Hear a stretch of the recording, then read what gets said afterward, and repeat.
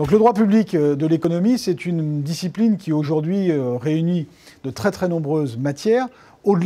bien au-delà des interventions économiques des personnes publiques. Le droit public économique, c'est autant le droit des entreprises nationales, locales, les nationalisations, les privatisations. C'est aussi le droit de la concurrence, bien sûr, tourné vers les interventions des personnes publiques et l'impact de cette intervention sur la concurrence. Et puis, c'est bien évidemment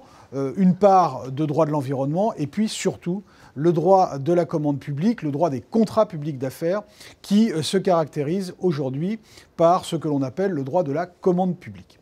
Ce droit de la commande publique qui tient une place centrale en droit public de l'économie, il est aujourd'hui régi par un texte unique, le Code de la commande publique, qui a été publié au journal officiel du 5 décembre 2018 et qui est entré en vigueur le 1er avril 2019, le 1er avril dernier. Ce Code de la commande publique, c'est un corpus inédit. Inédit d'abord par sa taille, 1747 articles, qui réunissent l'intégralité des textes d'origine législative et réglementaire, et même pour partie jurisprudentielle, relatifs au contrat de la commande publique. Contrat de la commande publique que sont les marchés publics de travaux, de services, de fournitures, les marchés de partenariat public-privé, et puis également les concessions, concessions de travaux, concessions de services, concessions de travaux et de services, concessions de services publics.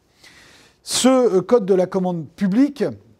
et c'est un exercice inédit de simplification, et c'est un exercice inédit également de consolidation de l'ensemble de la jurisprudence et des textes qui sont relatifs à ces contrats de la commande publique. Il a été conçu pour les praticiens, il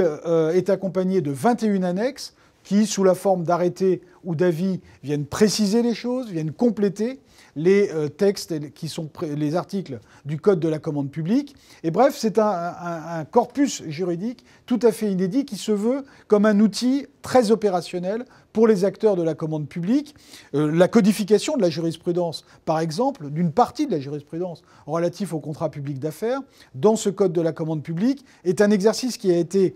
absolument inédit, là encore, et qui rend aujourd'hui beaucoup plus accessible qu'hier ces règles qui, jusqu'à présent, étaient fixées par le juge et qui, depuis l'entrée en vigueur du Code, se retrouvent dans des textes de droit écrit. Tel est le cas, par exemple, de la définition des offres anormalement basses en matière de marché public. Tel est le cas du principe de résiliation unilatérale du contrat par l'administration pour motif d'intérêt général. Quel est le cas, surtout, du droit à l'équilibre financier du contrat, qui marque particulièrement la théorie dite de l'imprévision, qui permet aux co-contractants de l'administration d'être indemnisés en cas de changement de circonstances qui bouleversent l'économie du contrat.